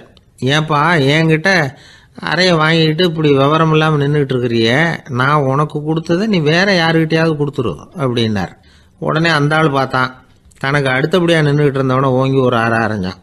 அவன் கன்னத்தை தடவிட்டே யோசனை பண்ணான். இது ஏதோ புரிஞ்சுக்கிட்ட மாதிரி அடுத்தாப்புல நின்றுக்கிட்டு இருந்தவனை அரைஞ்சான். இப்படி இந்த அறை வந்து மாறி மாறி போய்கிட்டே இருக்குது. ஊரு பூரா பிரயாணம் பண்ண ஆரம்பிச்சுட்டுது. அன்னைக்கு ராத்திரி அந்த ராஜா படுக்கிறதுக்காக போனார். அந்த நேரம் பார்த்து அவர் கன்னத்தில் பலார்னு ஒரு அறை விழுந்தது. நம்மளே அரையிறது யாரு அப்படின்னு அதிர்ச்சியோட மன்னர் திரும்பி பார்க்குறாரு. அரைஞ்சது அவரோட மனைவி. என்னாச்சு உனக்குன்னு கத்துனார் ராஜா. உங்களுக்கு தெரியாதா, ஊர் பூரா ஒருத்தர் மாற்றி ஒருத்தர் மூலமாக இந்த அறை வந்து பிரயாணம் பண்ணிட்டு வருது அப்படின்னாங்க அந்த அம்மா. அப்படின்னா ஆரம்பித்த இடத்துக்கே வந்துட்டுதா அப்படின்னாராம் மன்னர். என்ன சொல்கிறீங்கன்னு கேட்டிருக்காங்க. இவர் விவரத்தை சொன்னாராம். அப்படின்னா நீங்கள் ஆரம்பித்து வச்ச இந்த விளையாட்டை நான் முடிச்சு வச்சுட்டேன் அப்படின்னாங்களாம் அந்த அம்மா. மறுநாள் காலை மறுபடியும் அரசவை கூடிச்சு அந்த அமைச்சர் மன்னரை பார்த்து கேட்டார். என்ன மகாராஜா, என்கிட்ட கொடுத்ததை திருப்பி வாங்கிட்டீங்களா அப்படின்னாராம். இப்படி நடக்கும்னு நான் எதிர்பார்க்கவே இல்லைன்னார் மன்னர். ஆனால் நான் எதிர்பார்த்தேன். அது எங்கே போயிட போகுது, ஊர் பூரா சுற்றி கடைசியில் உங்ககிட்ட தான் வந்து சேரும் அப்படிங்கிறது எனக்கு தெரியும் அப்படின்னார் அமைச்சர். இந்த கதை வந்து வேடிக்கையாக இருந்தால் கூட இதில் உள்ள கருத்து முக்கியமானது. இந்த உலகத்தில் பல கருத்துக்கள் இப்படி தான் மாறி மாறி சுற்றி வந்துக்கிட்டே இருக்குது. நம்மால் ஒருத்தன் தன்னுடைய நண்பன் ஒருத்தனை கடத்தரில் பார்த்தான். உடனே ஓடி போய் பலார்னு ஒரு அறை கொடுத்தானா. அவன் கன்னத்தை தடவிட்டு ஏன்டா என்ன அரைஞ்சேன்னு கேட்டிருக்கான். நீ ஏன்டா என்ன முட்டாள்னு என் மனைவிட்ட போய் சொன்னேன் அப்படின்ட்டுருக்கான் அவன். உன்னை ஒரு முட்டாள்னு சொன்னதுக்காகவா நீ என்ன அரைஞ்ச அப்படின்னு கேட்டிருக்கான் இவன். டேய், நான் அதுக்காக அறையலப்பா, அது ஒரு பெரிய ரகசியம். நான் முட்டாளுங்கிறது அந்த ரகசியத்தை நீ வந்து ஏன் எங்கள் வீட்டில் போய் சொன்னேன், அதுக்காக தான் அரைஞ்சேன் அப்படின்னு நான் அவன். ஒரு இலக்கிய கூட்டம் ஏற்பாடு பண்ணியிருக்கிறோம், நீங்கள் அவசியம் வந்து அதில் பேசணும் அப்படின்னு கேட்டுக்கிட்டார் ஒருத்தர். வேணாங்க, 4 பேருக்கு முன்னாடி வந்து நிற்கிறதுனா எனக்கு ரொம்ப கூச்சமாக இருக்கும் அப்படின்னாரு இவர். ஏன் சார் இன்னமும் குழந்த மாதிரி கூச்சப்படுறீங்களே அப்படின்னார் அவர் ஒரு மாதிரியாக சமாளித்து அனுப்பி வச்சுட்டு அதுக்கப்புறம் அதை பற்றி இவர் யோசித்து பார்த்துருக்கார். சில நிபுணர்கள் எழுதியிருக்கிறத படித்தும் பார்த்துருக்கிறார். மனோதத்துவ நிபுணர்கள் என்ன சொல்கிறாங்க தெரியுமா? 10லேருந்து 20% குழந்தைகள் பிறக்கிறப்பவே கூச்ச சுபாவம் கொண்டதாக தான் இருக்குதான். ஒரு தாத்தா தன்னோட பேர பிள்ளைய ஆசையாக கூப்பிடுறார் விளையாட்டு காட்ட, அதை அழுதுகிட்டு ஓடி போகுது. ஒரு அம்மா தன்னோட பிள்ளைய பள்ளிக்கூடத்தில் சேர்க்கறதுக்காக கூப்பிட்டுக்கிட்டு போகிறாங்க. அந்த புள்ள அம்மாவோட முந்தானையில் ஒளிஞ்சிக்கிட்டு வெளில வரமாட்டேங்குது. இவங்களெல்லாம் எப்படி சமாளிக்கிறது? குழந்தைகளோட கூச்ச சுபாவத்தை போக்குறது எப்படி? இதுக்கு நிபுணர்கள் சில யோசனைகளை சொல்லியிருக்கிறாங்க. மற்றவங்களுக்கு முன்னாடி என் பையனுக்கு கூச்சம் ரொம்ப அதிகம் சார், மற்றவங்க பார்த்தா ரொம்ப வெக்கப்படுறான், இப்படி சொல்கிற அப்பாக்கள் உண்டு. என் பையன் புது மனுஷால பார்த்தா அட்டையாக ஒட்டிக்குவான் சார் அப்படின்னு சொல்கிற அப்பாக்களும் உண்டு. இப்படிலாம் குழந்தைகளுக்கு வந்து முத்திரை குத்துறது ரொம்ப தப்பான். புதுசாக யாராவது வீட்டுக்கு வந்தால் குழந்தை தானாக தன்னோட கூச்சத்தையும் பயத்தையும் போக்கிக்கிட்டு சகஜமாக மாறி வர்றதுக்கு வாய்ப்பு கொடுக்கணுமா. ஒரு கூட்டத்துக்கோ அல்லது சொந்தக்காரங்க கல்யாணத்துக்கோ குழந்தைய அழைச்சிட்டு போகிறீங்க, அங்கே போய் கட்டாயப்படுத்தி குழந்தைய மற்றவங்க கிட்ட பேச சொல்லக்கூடாது. சில சமயம் குழந்தை தானாக தன்னுடைய கூச்ச சுபாவத்தை விட்டு பேசுறதுக்கு முன் வந்தால் அதை பாராட்டணும். குழந்தை கலகலப்பு இல்லாமல் மௌனமாக இருந்ததுன்னா அதையும் கண்டுக்கக்கூடாது. குழந்தை பேச ஆரம்பித்தா அதை ஆர்வத்தோடு கவனிக்க தெரியணும். கலந்து உரையாடுற பழக்கத்தை வீட்லேயே ஆரம்பிக்கலாம். கேட்டதுக்கு பதில் சொல் அப்படின்னு நீங்கள் அதிகாரம் பண்ணிகிட்டு இருக்கக்கூடாது. அது வந்து குழந்தைக்கு பேசுகிற சந்தர்ப்பத்தை குறைச்சிருமா. இப்போ நாம் அதிகாரம் பண்ணால் கேலி செய்கிற பழக்கம் குழந்தைகளை வந்து ரொம்ப பாதிச்சிருமா. பெரியவங்களானதுக்கு அப்புறமும் சில பேர் கூச்சத்தோடவும் பயத்தோடவும் இருக்கிறதுக்கு இதுதான் காரணம். சின்ன வயசில் அவங்கெல்லாம் ஏதாவது கேலிக்கு ஆளாகி இருப்பாங்க. 2வது குழந்தை மூத்த குழந்தைய வந்து கேலிக்கு ஆளாகிற சந்தர்ப்பங்களை கண்டு கேலி பண்ணினா அது இளம் நெஞ்சங்களை விட்டு நீங்கிறதே இல்லையா. எப்பவும் குழந்தையோட நடை உடை பாவனைகளை பற்றி சொல்லிக்கிட்டே இருக்கக்கூடாதான். அதுவே கூச்ச சுபாவத்தை கொண்டுட்டு வந்துருமா. அப்பா எங்கன்னு யாராவது கேட்டால் இது மாதிரி இன்ன காரியத்துக்காக வெளியில் போயிருக்கார், இத்தனை மணிக்கு திரும்பி வருவார் அப்படின்னு சொல்கிற அளவுக்கு குழந்தைகளை பழக்கப்படுத்தி வைக்கணும். ஃபோன்லேயே யாராவது விசாரித்தா கூட இது மாதிரி பதில் சொல்லு அப்படின்னு சொல்லணும். சின்ன சின்ன மீட்டிங்கில் 4 வார்த்தை பேச தயார் பண்ணலாம். ஒரு கடையிலையோ அல்லது ஹோட்டல்லையோ ஏதாவது விவரம் கேட்கணும்னா உங்கள் குழந்தைய தைரியமாக அனுப்புங்க. குழந்தைகள் பணிவாகவும் பொறுமையாகவும் விவரம் கேட்குறப்போ கூச்ச சுபாவம் தானாக போயிடும். சின்ன வயசுலேயே இப்படிலாம் பழக்கப்படுத்தினா தான் வருங்காலத்தில் தைரியமாக இந்த சமுதாயத்தில் வாழ முடியும். இல்லைன்னா 60 வயசுலேயும் அடுப்பங்கரையை விட்டு வெளில வர்றதுக்கு கூச்சப்பட்டுக்கிட்டு தான் இருக்க வேண்டியிருக்கும். இந்த காலத்து பிள்ளைங்க எவ்வளவோ பரவாயில்ல, எதுக்கும் தயங்குறதில்ல, கூச்சப்படுறதில்ல. ஒரு அம்மா அடுப்பங்கரையிலேருந்து சத்தம் போட்டாங்க, டேய் ராமு, தயவு பண்ணி அந்த டிவியை நிறுத்துறா, அந்த பெண்ணோட குரல் மகா மோசம், அடுப்பங்கரையில் இருக்கிற என்னாலேயே அதை சகிச்சிக்க முடியல அப்படின்னாங்களாம். உடனே பையன் கொஞ்சம் கூட தயங்காமல் பதில் சொல்கிறான், அம்மா இந்த குரல் டிவியிலேருந்து வரல, எழுத்த விட்டு மாமி தான் இங்கே வந்திருக்கிறாங்க, அவங்க தான் இப்போ என்னோட பேசிக்கிட்டு இருக்கிறாங்க அப்படின்னு நான். வங்க நாவலாசிரியர் சரத் சந்திரர் ஒரு நண்பர் அவர்கிட்ட வந்தார். வழக்கமாக எல்லா எழுத்தாளர்கள்கிட்டையும் கேட்குற ஒரு கேள்வியை கேட்டார். நீங்கள் எழுத்துத்துறைக்கு வந்தது எப்படி? இதுதான் கேள்வி. அதை தெரிஞ்சு என்ன பிரயோஜனம்னார் சரத் சந்திரர். சும்மா சொல்லுங்களேன், தெரிஞ்சுக்கிறேன் அப்படின்னார் வந்தவர். சரி சொல்கிறேன்னு ஆரம்பித்தார். நான் ரங்கூனில் வேலை பார்த்துக்கிட்டு இருந்தேன். சம்பளம் பத்தில், வேலையும் பார்த்துக்கிட்டு ஒரு பலசரக்கு கடை வைக்கலாம்னு நினச்சேன். என்னால் மளிகை கடை வச்சு சரியாக நடத்த முடியுமாங்கிற சந்தேகம் என் மனைவிக்கு. அதை சோதனை பண்ணி பார்க்கணுங்கிறதுக்காக சில பொருள்களின் அளவு, அதோட விலை, இப்படி சிலதை சொல்லி எல்லாத்தையும் மனக்கணக்காக கூட்டி போட சொன்னாங்க. என்னால் சரியாக கூட்டி சொல்ல முடியல. உங்களால் மளிகை கடை நடத்த முடியாதுன்னு சொல்லிவிட்டாங்க. உடனே என்ன பண்ணுறது, வேறு வழி இல்லை, கதை எழுத ஆரம்பிச்சிட்டேன் அப்படின்னார். கேட்டவருக்கு சிரிப்பு வந்துட்டு தான். சரத் சந்திரர் ஒரு பக்கம் சீரியஸான நாவல்கள், சிறுகதைகள் எழுதியிருந்தாலும் அவருடைய இன்னொரு பக்கம் வேற விதம். நண்பர்கள்கிட்ட பேசும்பொழுதும் சரி, அவர்களுக்கு கடிதங்கள் எழுதும்போதும் சரி, கேலியும் கிண்டலும் நகைச்சுவை உணர்வும் அதிகமாக இருக்கும். காந்திஜி ஒரு சமயம் கல்கத்தாவுக்கு வந்திருந்தார். தேசபக்தர்கள் பல பேர் அவர்கிட்ட பேசிக்கிட்டு இருந்தாங்க. அப்போது சரத் சந்திரரும் அங்கே இருந்தார். கிரண் சங்கர் ராய் அப்படிங்கிறவரும் அங்கே இருந்தார். அவர் சொன்னாராம், காந்திஜியோட பழகிய முதல் வங்காளி நான் தான்.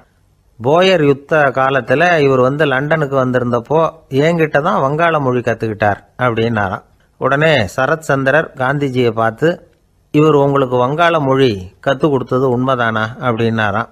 ஆமான்னாராம் காந்தி. அதனால தான் உங்களால் வங்காள மொழி கற்றுக்க முடியல அப்படின்னாராம். எல்லாரும் சிரிச்சாங்களாம். சரத் சந்திரர் சாம்தாபேர் அப்படிங்கிற கிராமத்தில் தங்கியிருந்தார் ஒரு இலக்கிய நிகழ்ச்சியில் கலந்துக்கிறதுக்காக. அதுக்காக ஒரு கல்கத்தாவுக்கு போக வேண்டிய சூழ்நிலை. அதுக்காக புறப்பட்டார். அந்த சமயத்தில் பின்னாடி இருந்து யாரோ அவரை கூப்பிட்டாங்க. இப்படி கூப்பிட்டவரை பார்த்து இன்னொருத்தர் யாரோ அதட்டி இருக்கிறாங்க. போகிறவரை ஏன் இப்படி கூப்பிடுறீங்க அப்படின்னு. ஏன் கூப்பிட்டா என்னன்னு கேட்டிருக்கார் சரத் சந்திரர். புறப்படுறவங்கள பின்னாடி இருந்து கூப்பிடுறது அபசகுனம், போகிற இடத்துல ஏதாவது ஆபத்து வரலாம் அப்படின்னு அதுக்கு விளக்கம் கொடுத்துருக்கிறார் அவர். உடனே சரத் சந்திரர் சொன்னாராம், இதோ இவங்க என்ன இலக்கிய கூட்டத்துக்கு அழைச்சிட்டு போகிறாங்களே, இதை விட வேற என்ன ஆபத்து வந்துட போகுது அப்படின்னாராம். இப்படி சரத் சந்திரருக்கு இயல்பாகவே நகைச்சுவை உணர்வு உண்டு. அவருடைய நண்பர் ஒருத்தர் வீட்டுக்கு கூப்பிட்டுருந்தார். அங்கே ஒரு கச்சேரிக்கு ஏற்பாடு பண்ணியிருந்தாங்க. சரத் சந்திரருக்கு இயல்பாகவே கச்சேரியில் நீண்ட ஆலோசனையெல்லாம் கேட்கறதுக்கு பொறுமை இருக்காது. அதனால் மெதுவாக பாட போகிறவர் எப்படி அப்படின்னு கேட்டிருக்கார். அவருக்கு ரொம்ப நல்லா பாட தெரியும் அப்படின்னு சொல்லியிருக்கிறாங்க. அதுக்கு சரத் சந்திரர், பாட தெரியுங்கிறது சரி, பாட்டை நிறுத்த தெரியுமா அதை சொல்லுங்க முதல்ல அப்படின்னாராம். ஒரு பெரியவர் உட்கார்ந்துருக்கிறார். அவரை சுற்றி அவருடைய தோழர்கள் உட்கார்ந்துருக்கிறாங்க. ஏதோ ஒரு முக்கியமான செய்தியை அவர் அவங்களுக்கு சொல்லிகிட்டு இருக்கிறார். அவங்களும் ஆர்வமாக கேட்டுக்கிட்டு இருக்கிறாங்க. இந்த சமயத்தில் யாரோ ஒரு ஆள் வேகமாக அங்கே வர்றார். வர்ற வேகத்திலேயே எனக்கு ஏதாவது உதவி செய்யுங்க அப்படின்னு கேட்டுக்கிட்டே வர்றார். கேட்கறது உதவி, ஆனால் குரல் மிரட்டுறது மாதிரி இருக்குது, அதட்டி கேட்கறது மாதிரி இருக்குது. இதை கேட்டதும் அந்த பெரியவர் ஆத்திரப்படலை, ஆனால் அவரை சுற்றி இருந்தவங்க ஆத்திரப்பட்டாங்க. இதை பெரியவர் கவனித்தார். கொஞ்சம் அமைதியாக இருங்கன்னார். வந்தவரை கூப்பிட்டார். அவருக்கு சில பொருள்களை கொடுத்தார். என்னங்க இப்போ உங்களுக்கு மகிழ்ச்சி தானே அப்படின்னார். ஆ அப்படின்னு அலட்சியமா அவர் சொல்கிறார். நான் உங்களை நல்ல முறையில் நடத்தினேன்னா அப்படின்னு கேட்குறாரு அவர் மறுபடியும். அதெல்லாம் ஒன்றும் இல்லை அப்படின்னு சொல்லி அவர் சொல்லிகிட்டு இருக்கிறாரு. குரலில் கடுமை குறையில. சுற்றி இருந்தவங்களால இதை பொறுத்துக்க முடியல. கோபத்தோடு அவரை நோக்கி நெருங்க ஆரம்பித்தாங்க. பெரியவர் அவங்களையெல்லாம் தடுத்து நிறுத்தினார். வந்தவரை வாங்க என்னோட அப்படின்னு சொல்லி அழைச்சிட்டு போனார். வீட்டுக்கு போனார். அங்கே போனதும் இன்னும் சில பொருள்களை எடுத்து அவர்கிட்ட கொடுத்தார். இப்போ திருப்தி தானே, நான் உங்ககிட்ட நல்ல முறையில் நடந்துக்கிட்டேனா அப்படின்னார். அவர் முகம் இப்போ தான் கொஞ்சம் மலர்ந்தது. ரொம்ப நன்றி, இறைவன் உங்கள் குடும்பத்துக்கு எல்லா நன்மைகளையும் செய்வான் அப்படின்னு சொன்னார். இதே வார்த்தைகளை என்னுடைய தோழர்கள்கிட்டே சொல்லிட்டீங்கன்னா அவங்க கோபம் தணிஞ்சிரும், வர முடியுமான்னார். கண்டிப்பாக வர்றேன் அப்படின்னாரு. மறுநாள் காலையில் அந்த இடத்துக்கு வந்தார். அதே மாதிரி சொல்லிவிட்டு அவர் போயிட்டார். தோழர்கள்லாம் ரொம்ப வியப்போடு பெரியவரை பார்த்தாங்க. அந்த பெரியவர் தான் நபிகள் நாயகம். அவர் சொன்னார், ஒருத்தன் ரொம்ப ஆசையாக ஒரு ஒட்டகத்தை வளர்த்துக்கிட்டு வந்தான். ஒரு நாள் அந்த ஒட்டகம் கயத்தை அறுத்துக்கிட்டு ஓடி போயிட்டுது. அக்கம் பக்கத்தில் இருக்கிறவங்கெல்லாம் அந்த ஒட்டகத்தை பிடிக்கிறதுக்கு முயற்சி பண்ணாங்க. அதை துரத்திக்கிட்டு ஓடினாங்க. ஒட்டகம் தாறுமாறாக ஓட ஆரம்பிச்சிது. இந்த சமயத்தில் ஒட்டகத்தை வளர்த்தவன் அங்கே ஓடி வந்தான். நீங்கள் அதை ஒன்றும் செய்ய வேணாம், விட்டுருங்க. அதோட சுபாவம் எனக்கு நல்லா தெரியும். அதை சுலபமாக என்னோட வழிக்கு கொண்டுகிட்டு வந்துட முடியும். நான் பார்த்துக்கிறேன், விட்டுருங்கோ அப்படின்னா. எல்லாரும் விலைக்கு போயிட்டாங்க. இவன் என்ன செஞ்சான் தெரியுமா? கொஞ்சம் புல்லை கையில் எடுத்துக்கிட்டு அந்த ஒட்டகத்தை நெருங்கினான். அவ்வளவுதான். அது ஓடி இவன் காலடியில் உட்காந்துக்கிட்டது. செல்லமாக அதை அப்படியே தடவி கொடுத்தான். முதுகில் ஏறி உட்காந்துக்கிட்டான். அது பாட்டுக்கு சாதுவாக நடந்து போகுது. இந்த கதையை நபிகள் நாயகம் தம்முடைய தோழர்களுக்கு சொல்கிறார். ஒட்டகத்தை மட்டும் இல்லை, சில மனிதர்களையும் கூட சில விதத்தில் அணுகிதான் அவர்களை சீர்திருத்த வேண்டியிருக்குது அப்படிங்கிறத அவங்களுக்கு உணர்த்தினார். இது ஒரு அழகான உளவியல் அணுகுமுறை. சில குடும்ப தலைவர்கள் கூட இந்த ஒட்டகம் மாதிரி நடந்துக்கிறது உண்டு, அப்புறம் அடங்கி போகிறதும் உண்டு. ஒரு குடும்ப தலைவர் காலையில் எழுந்திரிச்சதுலேருந்து சத்தம் போட்டு கத்திக்கிட்டு இருப்பார். பக்கத்தில் இருந்தவங்கலாம் ஓடி போய் சமாதானம் பண்ணி பார்த்தாங்க. அவர் ஓயறது மாதிரி தெரியல. கடைசியில் அவர் மனைவி வந்தாங்க. நீங்கள் எல்லாம் விலகி போயிடுங்க, அவர் சுபாவம் எனக்கு தெரியும், நான் பார்த்துக்கிறேன் அப்படின்னாங்க. சரின்னு எல்லாரும் போயிட்டாங்க. சாயந்தரமாக பார்க்குறாங்க, அவர் சத்தம் இல்லாமல் ஒரு மூலையில் உட்காந்துருக்கிறார். ரொம்ப சாதுவா. ஆச்சரியமாக இருந்தது. என்னம்மா பண்ணீங்கன்னு கேட்டாங்க. அது ஒன்றும் இல்லைங்க, ஒரு வேளை சாப்பாட்டை நிறுத்தினேன், பட்னி போட்டேன், அவ்வளவுதான் அப்படின்னாங்க அந்த அம்மா. அமெரிக்க ஜனாதிபதி ஆப்ரஹாம் லிங்கன் ஒரு நாள் தன்னோட கோச்சு வண்டியில் தலைநகரான வாஷிங்டனுக்கு போயிட்டு இருக்கிறார். கோச்சு வண்டி ஒரு சாலையில் போயிட்டு இருக்கு. அந்த சாலைக்கு ஒரு பக்கத்தில் பயங்கரமான சதுப்பு நிலம். சதுப்பு நிலம்னா அது புதைகுழி, புதை மணல்ங்கிறோம்ல, அது மாதிரி. அந்த சதுப்பு நிலத்தில் யாராவது மாட்டிக்கிட்டா அவ்வளோதான், ஆளை கொஞ்சம் கொஞ்சமாக உள்ள அமுக்கிவிடும். தப்பிச்சு கரையேறது கஷ்டம். அப்படிப்பட்ட நிலம் அது. ஆப்ரஹாம் லிங்கன் ஏதோ ஒரு முக்கியமான அரசாங்க வேலையாக போயிட்டு திரும்பி வந்துகிட்டு இருக்கிறார். அதனால் அந்த சமயத்தில் அவர் விலை வசந்த ஆடைகளை அணிஞ்சிருக்கிறார். அப்படி அவர் அந்த கோச்சு வண்டியில் வந்துகிட்டு இருக்கிறாரு. அந்த சமயத்தில் ஒரு காட்சி அவர் கண்ணில் பட்டுட்டுது. என்ன தெரியுமா? ரோட்டுக்கு பக்கத்தில் இருந்த சதுப்பு நிலத்தில் ஒரு இளம் பன்றி குட்டி சிக்கிக்கிட்டு தவிச்சிக்கிட்டு இருக்குது. பரிதாபமாக கத்திக்கிட்டு இருக்குது. அதை பார்த்தார் லிங்கன். அவருக்கு என்ன மாதிரி ஆயிட்டுது. உடனே வண்டியை நிறுத்த சொன்னார். கீழே இறங்கினார். தன்னோட விலை வசந்த ஆடைகளை பற்றி லட்சியம் பண்ணவே இல்லை. தனக்கே ஆபத்து வரலாம்ங்கிறத பற்றியும் கவலைப்படலை. தான் ஒரு குடியரசுத் தலைவருங்கிறத பற்றியும் அவர் நினச்சி பார்க்கல. நேராக அந்த சதுப்பு நிலம் பக்கமாக போனார். அந்த சேத்துல இறங்கி பன்றிக்குட்டியை காப்பாற்றி கரைக்கு கொண்டுட்டு சேர்த்துட்டார். அதுக்கப்புறம் நிம்மதியாக கோச்சு வண்டியில் ஏறி வெள்ள மாளிகைக்கு சேர்ந்தார். ட்ரெஸ்ஸு உடம்பு பூரா சேறு சகதி. பார்க்குறவங்களுக்கெல்லாம் ஆச்சரியமாக போச்சு. அவங்களுக்கு ஒன்றும் புரியல. இவர் நேராக ட்ரெஸ்ஸு மாற்றிக்கிறதுக்காக போனார். கோச்சு வண்டி ஓட்டிகிட்டு வந்தவங்கிட்ட போய் எல்லாரும் கேட்டாங்க, என்ன ஆச்சு அப்படின்னு. அவர் வர்ற வழியில் நடந்த விவரத்தை சொன்னார். ஆப்ரஹாம் லிங்கனுடைய இந்த இறக்க குணத்தை எல்லாரும் பாராட்டினாங்களாம், புகழ்ந்தாங்களாம். ஆனால் இதுக்கு லிங்கன் என்ன பதில் சொன்னார் தெரியுமா?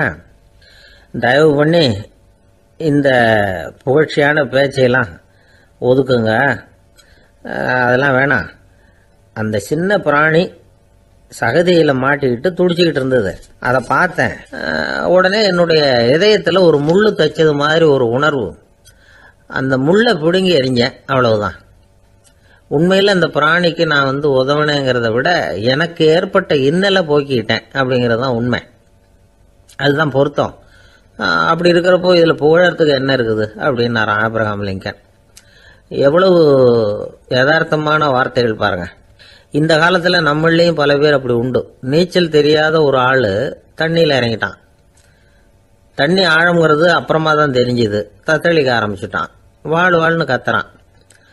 கரையில் நின்றுட்டு இருந்த ஒருத்தர் இதை பார்த்தார். உடனே அவருக்கு இதயத்தில் முள்ளு தைச்சது மாதிரி ஒரு உணர்வு. உடனே குபீர்னு தண்ணியில் பாஞ்சார். அவரை காப்பாற்றி கரைக்கு கொண்டுட்டு வந்து சேர்த்தார். இதை பார்த்துக்கிட்டு இருந்த இன்னொருத்தர் காப்பாற்றின அந்த ஆளை பாராட்டி புகழ்ந்தார். என்ன புகழாதீங்க சார் அப்படின்னார் அவர்.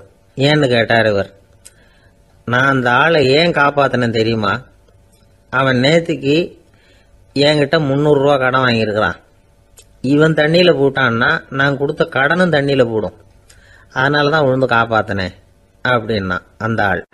ஒருத்தர் இருக்கார், நல்ல உத்தியோகத்தில் தான் இருக்கிறார். ஆனால் எப்போ பார்த்தாலும் முகத்தை வெறுப்பாக வச்சிருப்பார். அப்படியே வருவார் போவார். ஏன் சார் இப்படி இருக்கிறீங்க அப்படின்னு விசாரித்தோம். ஏன்டா இந்த வேலைக்கு வந்தோம்னு இருக்கு சார் அப்படின்னார். உங்கள் வேலை உங்களுக்கு பிடிக்கலையா அப்படின்னு கேட்டோம். இல்லைன்னார். இப்படிப்பட்டவங்க வெற்றிகரமான வாழ்க்கை வாழ முடியாது. இது நிபுணர்கள் கருத்து. வேலையை நேசிக்க தெரிந்தவர்கள் வெற்றி பெறுவார்கள் அப்படிங்கிறாங்க அவங்க. எந்த துறையாக இருந்தாலும் சரி, அந்த துறையில் வெற்றிகரமாக இருக்கிறவங்கள விசாரித்து பாருங்கள். எனக்கு என்னுடைய வேலை ரொம்ப பிடிக்கும் அப்படின்னு சொல்கிறவங்களாக தான் இருப்பாங்க. அப்படி இருந்தால் தான் அது வெற்றிகரமாக இருக்க முடியுது அவங்களால. ஒருத்தனுக்கு பிடித்தமான பொழுதுபோக்கே அவனுடைய தொழிலாக இருந்துட்டுதுன்னா அவனை மாதிரி கொடுத்து வச்சவன் வேற யாரும் இல்லை அப்படிங்கிறார் பெர்னாட் ஷா. ஒரு தடவை மன்னர் ஹுமாயூன் உயிரை தண்ணீர் முண்டு ஊற்றுகிற தொழிலாளி ஒருத்தர் காப்பாற்றினாராம் அந்த ஹுமாயூன் உயிரை. உடனே மன்னர் கேட்டிருக்கார், உனக்கு என்ன வேணும்னாலும் கேளு தரேன், உயர் பதவி வேணுமா அப்படின்னு கேட்டாராம். மன்னா, மக்களின் தாகம் தீர்க்கக்கூடிய இந்த பணியை விட உயர்ந்தது உண்டா அப்படின்னாராம் அந்த தொழிலாளி. அவரால் அவருடைய வேலையை நேசிக்க முடிஞ்சுது. அதனால மகிழ்ச்சியாக இருக்க முடிஞ்சுது. நாமெல்லாம் அப்படி இல்லை. வேலை கிடைக்கிற வரைக்கும் கிடைச்சா போதும் அப்படின்னு இருக்கோம். கிடைச்சதுக்கு அப்புறம் ஏன்டா இந்த வேலைக்கு வந்தோம்னு ரொம்பவும் அழுத்துக்குவோம். சரி, நாம் இருக்கிற இடத்துல நாம் வெற்றிகரமாக இருக்க வழி உண்டா அப்படின்னா உண்டுன்னு சொல்கிறாங்க. அதாவது மன இயல் நிபுணர்கள் இருக்கிறாங்க இல்லையா, அவங்க அதுக்கு முக்கியமாக 6 வழிகள் சொல்கிறாங்க. நீங்கள் ஒரு அலுவலகத்தில் வேலை பார்க்குறவரா அப்படின்னா இதை கேளுங்க. அதாவது உங்கள் மேலதிகாரி எதிர்பார்ப்புக்கு தகுந்த மாதிரி உங்கள் வேலை இருக்குதா? அப்படி இல்லைன்னா முதல்ல உங்கள் வேலையின் தரம் உயரணும். உங்களுக்கு மேலே கீழே வேலை பார்க்குற பணியாளர்கள்கிட்ட நல்ல விதமாக பழகுறீங்களா? அந்த உறவு முறையில் ஏதாவது குறை இருந்தால் அதை கண்டுபிடிச்சி சரி பண்ணுங்க. நம்பிக்கைக்கு உரியவர் அப்படின்னு நீங்கள் பேர் எடுக்கணும். நீங்கள் எடுக்கிற முடிவு நல்ல முடிவாக தான் இருக்கும் அப்படின்னு அடுத்தவங்க சொல்லணும். உங்கள் தோற்றத்துக்கு முக்கியத்துவம் கொடுங்க. இது மனம் உடல் ரெண்டும் சம்பந்தப்பட்டது. அதனால் மனசையும் ஆரோக்கியமாக வச்சுருக்கணும், உடம்பையும் ஆரோக்கியமாக வச்சுருக்கணும். உங்களுடைய நிர்வாகம் செயல்படுற விதத்தை நல்லா புரிஞ்சு வச்சுக்கணும். உங்களுடைய நிர்வாகம் இப்போ ஒரு காரியம் செய்யுதுன்னு வச்சுங்க, ஏன் அப்படி செய்யுது, எதுக்காக அப்படி செய்யுது, அதனுடைய குறிக்கோள் என்ன, அது நீடிக்கிறதுக்கு காரணம் என்ன, இதையெல்லாம் தெரிஞ்சுக்கணும். சிரிப்புக்கு வஞ்சகம் பண்ணக்கூடாது. நல்லா சிரிக்கணும், அப்போ தான் அது திரும்ப கிடைக்கும். கடந்த கால தோல்வியை பற்றி கவலைப்படக்கூடாது. முதலாளி விருப்பம் தெரிஞ்சு நடந்துக்கிறது நல்லது தான். அதுக்காக காக்கா பிடிக்கணுங்கிற அவசியம் இல்லை. உங்களுக்கு ஒரு பொறுப்பான வேலை கிடைக்குது, உடனே சத்தம் குழப்பம் அப்படின்னு சூழ்நிலை